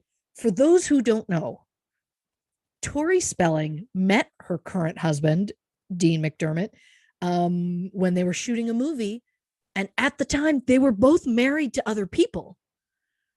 But they fell in love instantly to the point where they have openly admitted to having sex the day they met. They were both in marriages at this point. She didn't have kids with her husband, but he had a son with his wife at the time. And they were like in the middle of adopting another child. Yes. A daughter. And so after this, then they were like, well, I guess we're leaving our spouses. So they left their spouses for each other. And then years later, oof, would you know, he cheated on her. And it's like, well, no shit, Tori. He's got it. Like, that's just what he does. And yeah, don't be surprised. But her asking for like sympathy from his ex-wife in the moment of, he's cheated on me, I know how it feels now. It's like, oh, that's never the move to make. Like, there were a lot of things where I was like, oh, I don't know what's happening next episode, where you can't stop yourself. You're like, I have to keep going. And you're right, it was voluntary. Yeah. So it's on them for choosing to put that out there in the world. I do believe when she was upset, she cries every episode. She's a very nervous person, so I understand that. She doesn't go like full screamy cry every time, but when she does, you're like, oof, I believe that. Her husband, however, goes very screamy cry a lot, and I don't believe a tear. I just straight up don't. He's just such a manipulative person, and I just don't buy it. I don't buy it. I think he's playing her. I think, I don't even know if they're still together at this point. I think they claim to be, but I don't really know. They do. I think they do. Yeah. Yeah. Up to the moment, I think that they do. I have always had like a real fascination with Tori Spelling. I don't really know why. I loved her since Beverly Hills 90210. I had her Barbie doll. I guess it wouldn't be called a Barbie. I had her, I don't know. It was a Barbie doll. You know what I'm talking about. Yeah. Anyway, I just always liked her for some reason. And as they got older, I watched all of the Tori and Dean reality shows. I've read the majority of her books. No joke. I know people are like, what? It's a thing for me. There's just something about her I find very compelling. I think her story is very compelling, having this kind of extreme affluent, extreme Hollywood upbringing, which of course then culminated in her dad sadly passing, but also her not really being left anything, having a tumultuous relationship with her mother. I think her father kind of assumed the mom would share the money with Tori and her brother, and she kind of basically didn't. I just find it fascinating. I find her whole life fascinating. And I say that with love, like genuinely. I don't think, not in like a negative or weird way. I really love her. And I really do have a lot of respect for her, that she wanted to kind of put that true Tori out there and do this thing that was different and in the moment and raw and very real, because I think that's something that we don't really see. I think that was really cool. Ultimately, was that the best choice? I can't begin to speculate. Again, I'm not there. I don't know. It does feel like it would be a lot to try and go through a cheating issue on a marriage when at the time they had 4 children together on a doc/reality series. That being said, it was also very public. It wasn't like that was the reason they went public. Obviously the person that he had cheated with went public, and that kind of was the catalyst for all of this. It wasn't like they just decided about that on their own. But yeah, it's a wild ride, and I love her. I wish the best for her, and it's hard to tell from their socials right now what exactly is going on. Not that I spend my days wondering, I do, but it'll be. I'm very curious to see. Again, it's a very interesting to me, very compelling story. We have spent a lot of the last few days just browsing that social media. Yeah. Checking things out. Yeah. Because we were together April 1st. Yeah. Which was the day she posted the claiming that she was pregnant with baby number 6. Yeah. So there was a lot of investigative work trying to figure out if it was real or not. And of course it did come out that was not true. And she had posted it as a quote joke. I know that a lot of people feel that those kinds of jokes are insensitive. Obviously, people who go through fertility issues and whatnot. I have seen quite a few posts actually this year leading up to April Fools with people basically saying like, please don't post fake pregnancy things. Like it's so hard, and talking about it in that way, I think feels glib to a lot of people who have gone through that. So it was interesting to me that she went for it, because there was part of me that really did believe her. The photo looked really real. And I kind of said, like, I don't know that she would fake this. I don't know. Like, and then of course she did eventually come out the next day, I think, saying it was fake. It was also like a really long prank that she didn't kind of come out the same day and say this was a joke. Yeah. But yeah, odd. It was an odd tone for her. I feel like she doesn't normally kind of take that tone on her socials. So that was interesting. And the fact that it's still up, she didn't delete it. Even after all of the people like freaking out about it, she never took it down. Yeah. So, long story short, it was a choice. Tori, listen, we're great friends. So if you need someone to expand your circle, we're here. We're ready to talk. Now listen, this brings us, of course, to the big show, the story, the catalyst for this entire trip. Obviously, it started this morning, which is, of course, the Kelly Clarkson Show. We got up this morning. We got into glam. Mm-hmm. We got into our outfits. It's, I do also want to give a quick shout out, because there is a contingent of our fans. Obviously we refer to our fans as our true crew, and there is a contingent of the true crew who went above and beyond. They figured out that we were going to be in the Kelly Clarkson audience. They got tickets to be in the virtual audience, and there was a handful of them there today. More than a handful. There was a group of them there today. Yeah. Which is so lovely. Yeah. So nice. It was nice to come out. Cause I mean, you're backstage and they pull a thing open and you're just kind of shoved out. And it's just nice to come out in that moment and see a familiar face, and see someone being super supportive. Although I don't know if the regular audience would have been not supportive, but it was just exciting to see someone who actually genuinely knew who we were. I know. And it's a blur. It's a blur because everything happens very quickly and you're kind of walking and you're trying to, but things aren't really registering, but like looking out and like seeing a couple of these faces that I was like, oh my gosh, I know them. Like, it was just so beautiful, and it's really, it's such a cool thing. We started doing this podcast obviously for fun, and we still have fun. obviously more than anything, but like this trip has been such a culmination of not only the podcast becoming very successful, which is such a joy, so successful again that we're getting requests to go on different shows, but then also, just the outpouring of support and love from our supporters and fans. It's just like, it's so lovely. There's like not even any words. It's just like, it's the best. It's yeah, it's hard to put into words. The whole idea of even being asked to do a talk show kind of blows my mind. Yeah. But also adding into that the fact that there are people who want to be there for that was very lovely. I also spoke with there's I think an Instagram little circle of people of the True Crew who have a chat going, and they had added us to the chat at one point. And I spoke with some of them before one of my flights when I was very nervous about the idea of flying, and they calmed me down.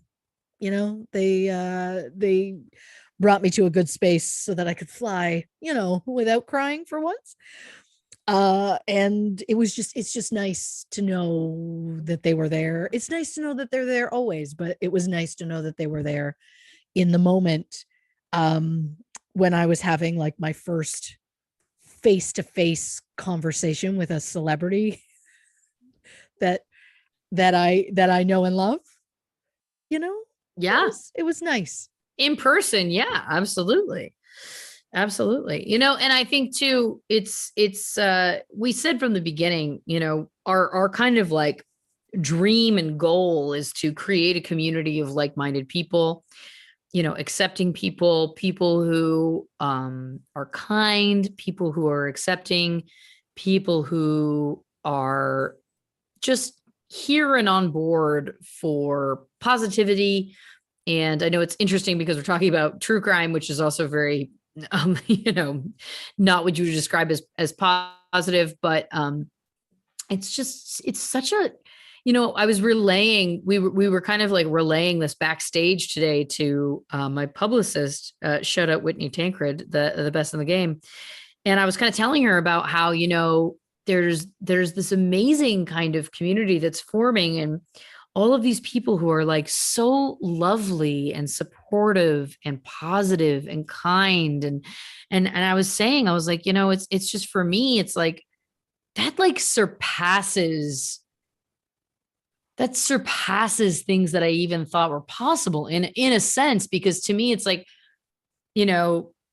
spreading joy is like a huge part of why I do what I do. And then I think that has extended to this podcast. Like, I think a huge part of this is like, yes, we talk about true crime and you do amazing research and deep dives, et cetera. But like, ultimately I feel like our relationship and the fun that we have and what we bring to the show, like spreading joy is like, that's the best thing to me.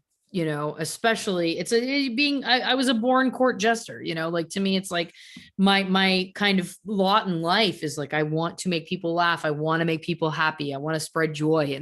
And then when that kind of extends and it's bringing people together. So not only are you kind of like providing something that maybe is entertaining to people and bringing them joy, but then it's bringing people together, who are all lovely and positive and kind and these amazing people. Like, that's like a next level thing. Like, and I was saying this to Whitney and she started to cry. She was just like, she's like, that's like the most lovely thing I've ever heard. And it really is true. Like, without exaggeration, I just think that this is such a special show and such a special endeavor, and has become something that is so fulfilling, I think, on so many different levels. It really is a gift to me in my life, I have to say, to even just be a part of. It's really, it's unbelievable. But yes, anyway, so why don't you tell people what it felt like for you? Again, like, I was trying to check in with Christy. I also didn't want to like bombard her. I also was like, so I would kind of, make comments, but then stay quiet. Like give us kind of like the rundown. Like, we get into glam, we get into clothes, and then we're getting in the car to go there. Like, what's going through your mind? I was kind of a mixture between like, please don't throw up, please don't throw up, and please don't pee your pants, please don't pee your pants. Of Because course. the joke is the outfit I was in, there was no way I was going to the bathroom anytime soon and not quickly. And I have, here we go for it, just a bit of a nervous bladder. So if I'm nervous about Sure. anything, I'm like a tiny chihuahua. I'm going to pee constantly. And I can say that because I've now been around two tiny chihuahuas for the Yeah. last Yeah. In my home. Yeah. few days. And I know that's how they work. But I was definitely like, my big thing was like, don't fuck up. Just don't fuck up. Don't do anything so that they have to like stop and like restart kind of a thing. Cause I know it's not live, thank God. But like, don't do anything that makes them be like, okay, let's take that. Let's just try that again. My biggest thing was also like, for the love of God, don't swear. Don't swear because this isn't the place for it. And I don't think I did. I don't know. It was a blur. Just the whole getting put into like a, here's your green room at the back. You hang out here, and then we show up and there's these lovely tote bags full of things, including the cups that we're using tonight. Just again, yeah, and it's just so many things in it. There's also a personalized note from her that's, like, thanks for doing this, so excited to have you here kind of thing. And our notes were different to the like, and personalized, so it was a very specific, like, it's not just like, thanks for coming, Kelly. Like, it was a very specific, like, to us kind of thing, which kind of blew my mind. And then there was like a bowl of snacks, and it was it was like, you can take a snack. And I was like, ooh. And my gut was like, just open your purse, dump in the snacks, and go. I did not take them all. I did take a couple of chocolates that one of which I could not resist, and I did break into shortly after we got home, because we didn't eat before we left because it was an early morning, and by the time we had to go, we just didn't have time. So I had it afterwards, but I have another one, and that might be, that's going to go in my quarantine food bowl, although I'm going to look at it more like a food trough. But yeah, it's just weird. Like, you're there and all of a sudden there's a huge, like, it just like a huge banner that's like Kelly Clarkson shows in this studio, and like someone comes out, and like a producer comes out or whatever, and like walks you in. And the whole time I was like, shit, someone's gonna stop me. Like, someone's gonna be like, oh, she can't bring her friends today. Like, like, I thought they'd let her on, and I thought they'd be like, oh, this is as far as you go. And I would have been more than happy to stand outside under the Kelly Clarkson banner and just wait. But it's such a weird thing. And then like a guy comes in and he's like, I'm going to put your mic on. And I'm just like, okay, great. Just, this is an experience. And then we waited it for a while. I took a lot of photos inside that green room, which was very lovely and very welcoming. And then it was like, okay, well, you ready to go? I'm like, are we going? We're going. And then it's, well, you have to go over here and get photos taken. Um, which, I mean, it had the fun, like, classic, almost like 80s background from like elementary school photo kind of thing. And then it was just like, we just need a couple photos, because I don't know if they like post them online or on their website or whatever they do, but we need a couple photos. And then it was like, oh, wow, that was really quick. Do you guys want to do some fun ones? And we're like, that's who we are. So we're like, yeah. And in that moment, it was that moment where our brains came together, and I just looked at Lauren and went, prom pose, and she just did a silent yes. So we just I had already been thinking it. I was like, yes, we need to do this, of course. Yeah. So we got into prom pose. We did a couple other poses. And then as soon as we're done that, they're like, great, let's take you over here. And then it's like, just to let you know, when they say something, they're going to open this and you're just going to walk out. And it was like, oh, heaven help me. I'm in heels. They're not like tiny heels, so I was fine. But there were a couple of stairs. I'm like, well, here we go. Just don't shit your pants. And then it's when you get out there, sit at this point, Lauren's here, you're here, whatever, it's going to be fine. And I'm like, all right. And then next thing you know, suddenly there's a loud noise and somebody's opening this thing, revealing, all of our beautiful True Crew in the audience. And it was just like, okay. And suddenly, Kelly Clarkson is just standing there looking at you, inviting you to go sit on her couch. And you're just like, you just go sit on her fucking couch. you just you have to do it. I did a very painful COVID test. I did another COVID test to be able, which was not painful at all, I might add, but I did another test to be able to go on Kelly's show, because you have to have another test leading up to it. And I'm going to have to do another one at the airport, and I'm going to have to do another one after I'm home.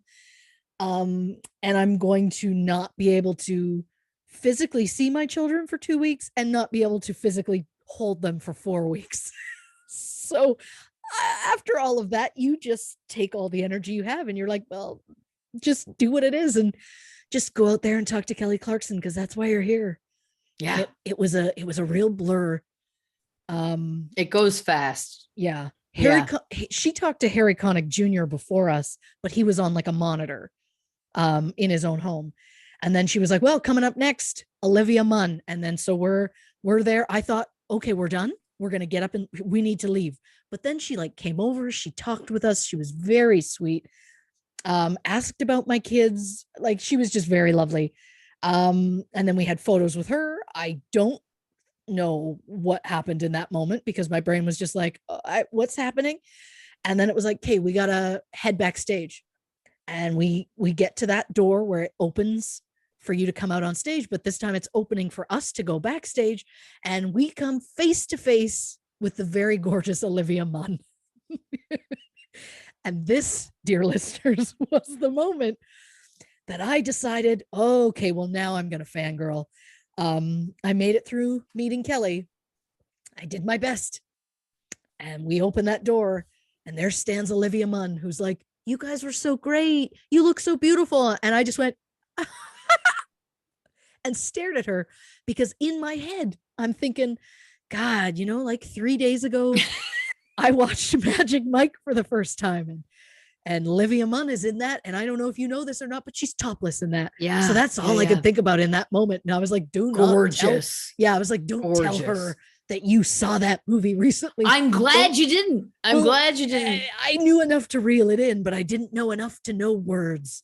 So she said a lot of things to us, and it was like a it's nice to meet you. And I just I just kind of had this thing like, wow, Olivia Munn. Okay. Just didn't know what to say. And then, ushered back to the green room, where I just a full sweat. That was my moment of like, okay, all of my nerves have hit a peak.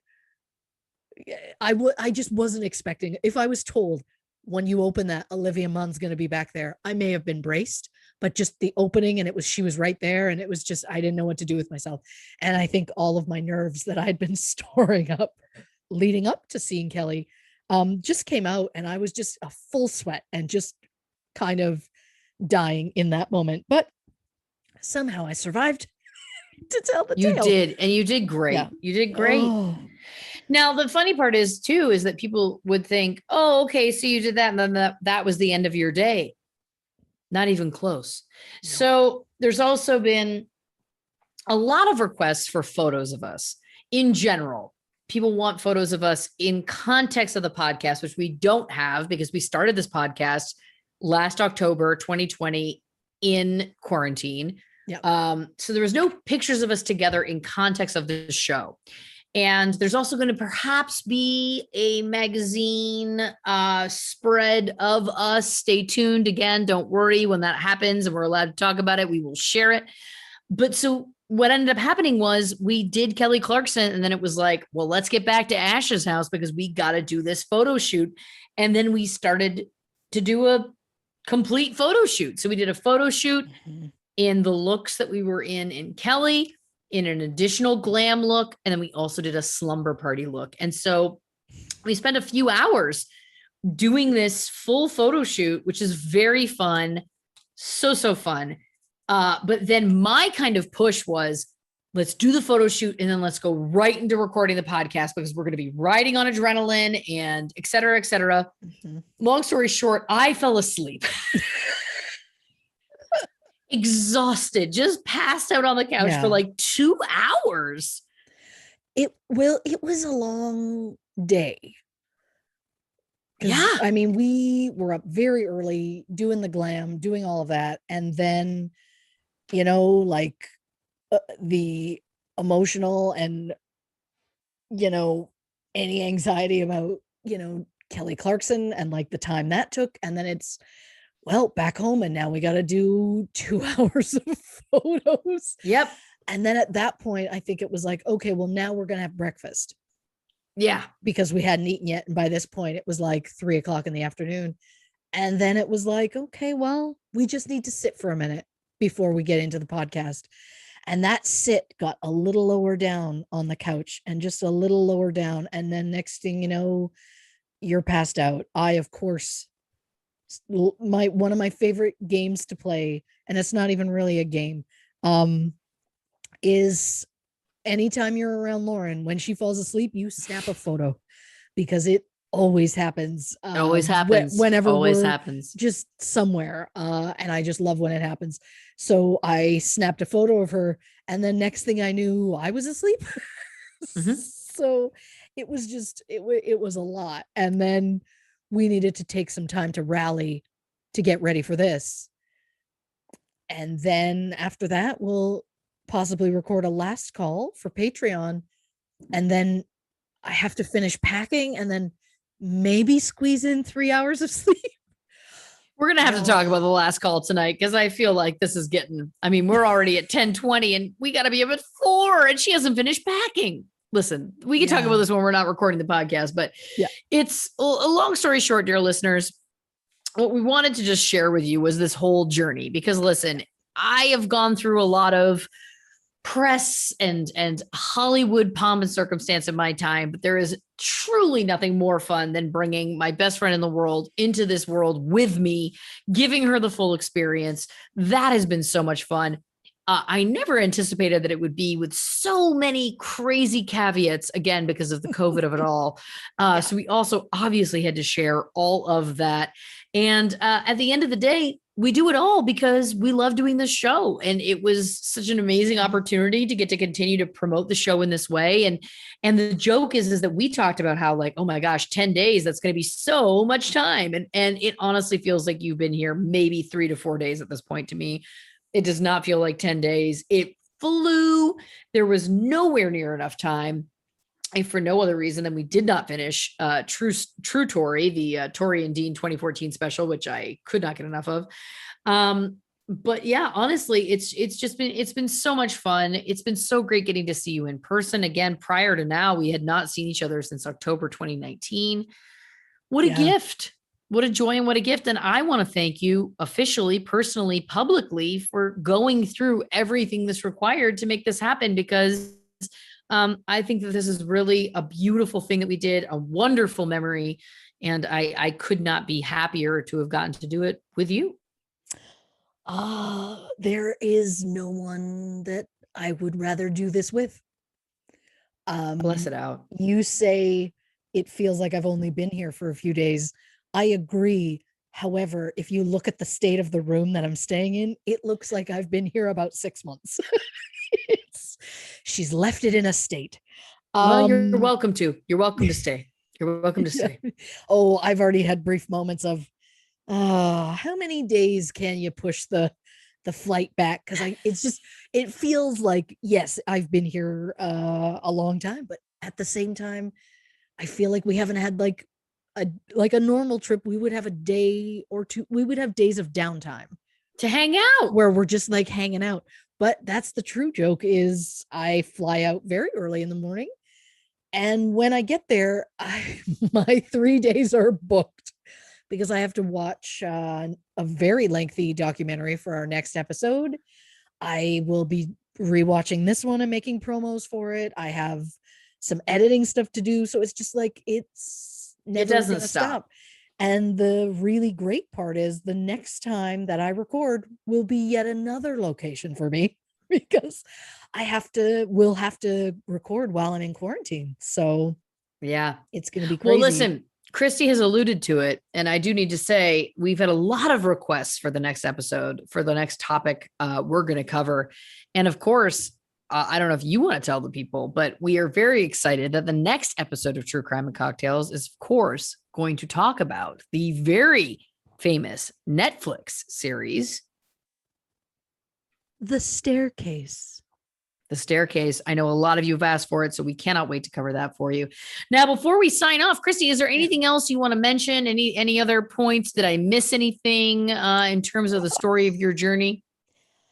I mean, oh man. I mean, we have covered the it's just so sad that there are the two things we can't officially outright say. Yeah. I kind of want to scream about. They'll know as soon as we can They tell will. them. They will. And it will be a fun surprise. And I wish we Yeah. could give teasers on that, but there's not really much legally we can do yet. Exactly. But you're gonna love it, is the point. Yes. God, I mean, this has just been what a whirlwind, and I love that it's not even close to being done because we're just getting started, baby. There's a long way to go. But I just want to say, like, obvious shout out to my husband for just wrangling in those kids, dealing with it. He works full time and then also is, he's been having to cook for them. He's been having to deal with laundry, which I know is his least favorite thing in the world. We have a deal where he will go take them laundry downstairs and switch it between washer dryer, but I'm the one who folds it and puts it away because he can't stand it. He has had to do that for the last week, and he'll have to do it for the next couple of weeks because I can't do it until I'm out of quarantine. I mean, he also has had to like step up and do grocery shopping, which he hates. Did I leave him a little duotang that he has referred to as his Bible, where I write down like everything he could possibly want to know? Like, I sent him a grocery list and was like, here's what you should get, and then edit it based on what we have in the cupboards and stuff. I've made meal plans. I hate doing meal plans. I always make a 2-week meal plan before I go grocery shopping. I hate it so much, but it helps me when I go to make dinner.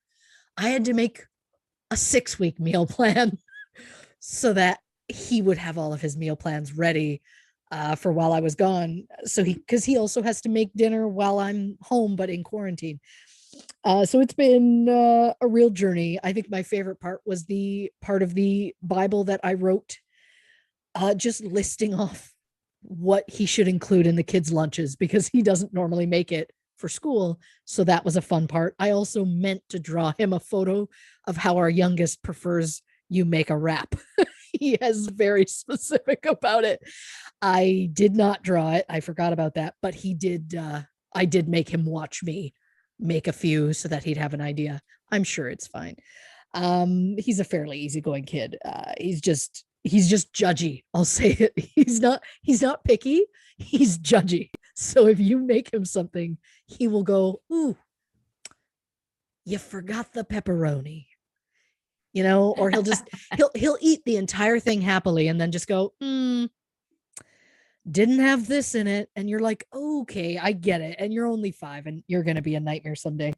But also a shout out to your dear boyfriend for taking on this hurricane like a champ. The first person to ever take us both on for that length of time, because we've never had this length of time. Since childhood. Yeah, and just came through with flying colors. Just lovely gentleman.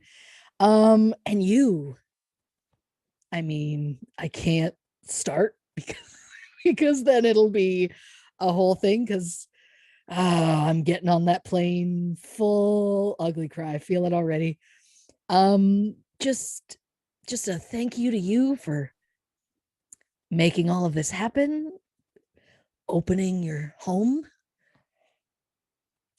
I don't know if I can get through most of this, especially wearing the coat, which still has a tag in it because I'm going to try and convince you You're keeping the to get fucking coat. Just deal with it. It's yours now. I like when you start getting sweary with me, because there's been a lot of this week where I've called you mom, because there's like, would you like something for breakfast? And I'm like, I'm good. You should eat. No, I'm good for right now. Okay, well, I'm just gonna make a quick thing. If you just want to have a bite, it's up to you. I'm not gonna push it. And it just turned into the point where she would do something and I would just go, oh, thanks, mom. And in no judgment or joke, really, just to the point of because no one's gonna take better care of you than that lovely lady right there. This is it's been just a joy from day one. I would quarantine with you for 6 months if it was a thing. Ditto. Just a lovely journey. You've made all of this happen, and I don't know how much more I can get through that without Listen, you did great. Breaking down.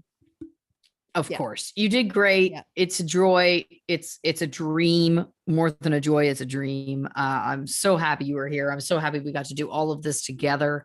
It's such a true joy and love in my life. I could not be happier. So yeah, thank you for going above and beyond, for doing all these things, jumping through all these hoops, spending this time away from your family. I appreciate it so much. I value this time with you so very much. And I know that all of the True Crew, all of our listeners are going to be so happy also that you did it, and that we have these very amazing appearances upcoming. It's gonna be, I'm excited to see when things come out. Obviously, by now Kelly Clarkson will have come out, because it comes out in just a matter of days, which is crazy. And then the other things will just we just gotta tease a bit for a while. Exactly. Again, pay attention to our social channels at True Crime and Cocktails on Instagram and Facebook, at Not Detectives on Twitter. Again, check us out on Patreon if you have not yet. True Crime and Cocktails, patreon.com/True Crime and Cocktails. And of course, there's our website, www.truecrime. I got so close to the end. You were truecrimeandcocktails.com. There it is.